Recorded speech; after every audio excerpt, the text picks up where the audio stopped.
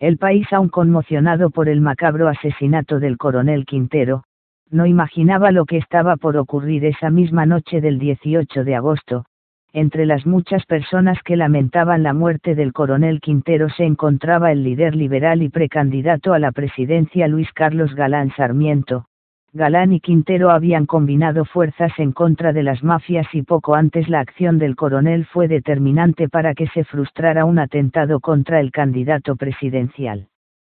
En Medellín, cuando se disponía a dar una conferencia en la Universidad de Antioquia, donde sujetos dirigidos por alias Pinina planeaban disparar con un lanzamisiles, lo que no ocurrió gracias a la denuncia de una ciudadana que reportó a 3 hombres sospechosos dentro de un coche. El coronel Quintero inmediatamente llevó a Galán de vuelta al aeropuerto Olaya Herrera preservando su vida. Aún así, y a pesar de las numerosas amenazas, el doctor Galán prefería mantener el contacto con sus seguidores. Siempre había sido un hombre cercano al pueblo y sus necesidades, desde su etapa como dirigente estudiantil, luego a través del periodismo se dio a conocer entre la clase dirigente del país, siendo adoptado por el expresidente Carlos Lleras Restrepo como su heredero político e intelectual. Lleras, siendo aún presidente, nombró a Galán en su primer cargo público como miembro de la delegación colombiana a la Conferencia Mundial de Comercio y Desarrollo en 1969.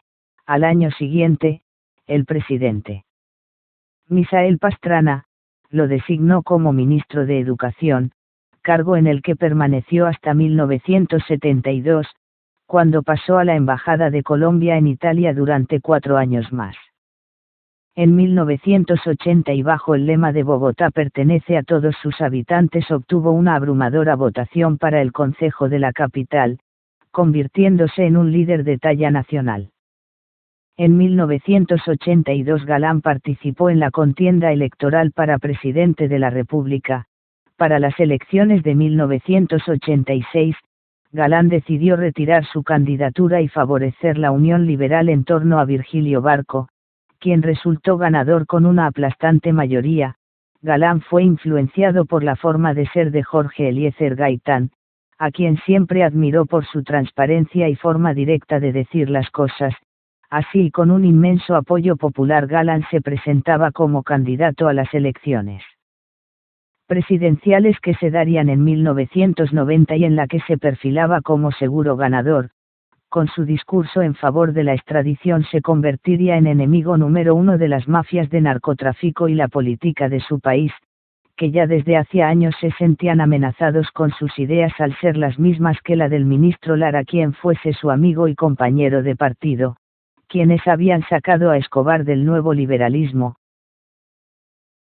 Secuestrado la voluntad popular con artimañas, explotando la angustia de los humildes, invirtiendo millones de pesos de los más diversos orígenes en manipular procesos políticos. Y por ese camino han querido aprisionar a Colombia en una democracia restringida, incompleta, artificial, tímida, no comprometida con los verdaderos intereses populares. Y contra eso estamos. Teniendo el panorama claro de lo que pasaría si Galán ganaba, el cartel de Medellín armó un plan en el que participarían de diversas maneras políticos, paramilitares, narcotraficantes y sicarios que le asesinaron el 18 de agosto de 1989, hacia las horas 10 de la noche, cuando iniciaba su discurso en un evento público electoral en el municipio de Soacha, Cundinamarca. Él recibió los disparos desde abajo de la tarima mientras levantaba sus manos para saludar a la gente, como se puede ver en imágenes de una cámara que captó el momento.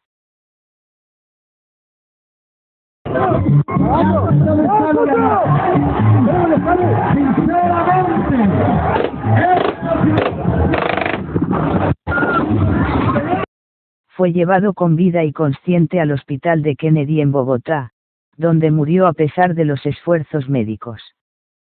En este magnicidio también murió el concejal de Soacha Julio César Peñalosa Sánchez, quien se encontraba al lado derecho de Galán al momento del atentado y quien fue impactado de un disparo mortal en la cabeza.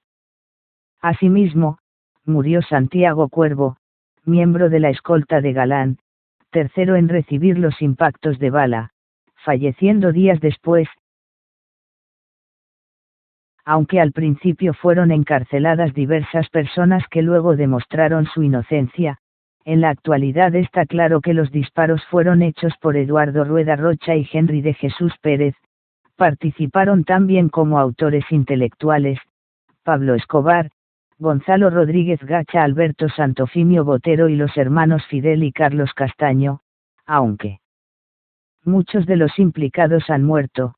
Se logró llevar a juicio el 18 de junio de 2006 a Alberto Santofimio Botero, quien fue hallado culpable de ser el coautor intelectual de su asesinato, con la colaboración de alias Popeye, quien había suministrado el arma, una Mini Atlanta, arma que atraviesa chalecos antibala, y Virginia Vallejo, quienes declararon en su contra, aunque en la actualidad hay quienes alegan que sus declaraciones son falsas. Lo cierto es que este magnicidio fue posible debido a un gran complot en el que se ha investigado incluso la participación de miembros de la propia escolta de Galán y del desaparecido DAS, como Miguel Maza Márquez, que en el año 2016 fue condenado a 30 años de cárcel debido a que este debilitó de manera deliberada el esquema de seguridad del candidato presidencial. Aún sabiendo las amenazas en contra del candidato liberal, Galán tuvo 4 hijos: Luis Alfonso Galán Corredor, antes de casarse con Gloria Pachón, con quien tuvo 3 hijos: Juan Manuel, Claudio Mario y Carlos Fernando. Su muerte generó un gran impacto en la población y en el gobierno que, al día siguiente, declaró el estado de sitio y promulgó el decreto 1830 del 19 de agosto de 1989, que autorizaba la extradición por vía administrativa sin necesidad de solicitar permiso a la Corte Suprema de Justicia. Para el momento de su muerte, todas las encuestas registraban una amplia victoria de Galán en la consulta popular en las elecciones de 1990. César Gaviria fue designado su sucesor y fue finalmente vencedor en las elecciones. A su sepelio asistieron más de 1 millón de personas.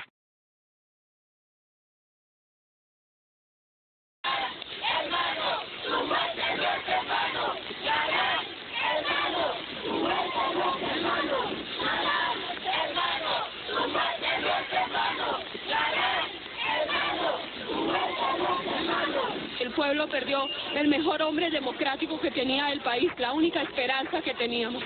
En su honor se han nombrado calles, avenidas, aeropuertos como el Internacional El Dorado. Luis Carlos Galán Sarmiento es recordado como un gran luchador popular por su firme postura ante las mafias y como el hombre que cambiaría a Colombia.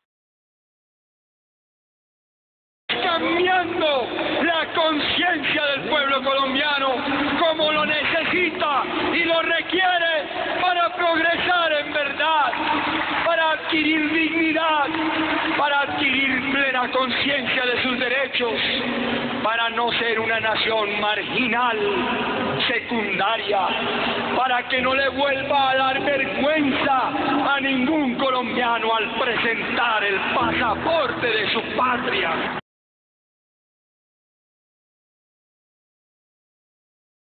Muchas gracias a las fuentes, muchas gracias a los suscriptores y los que siguen las historias publicadas por valorarlas, y por su atención. Recuerda, ¿te ha gustado el vídeo? Dale link, deja tus comentarios y suscríbete a este tu canal para que sigas disfrutando de nuevo contenido. Hasta pronto.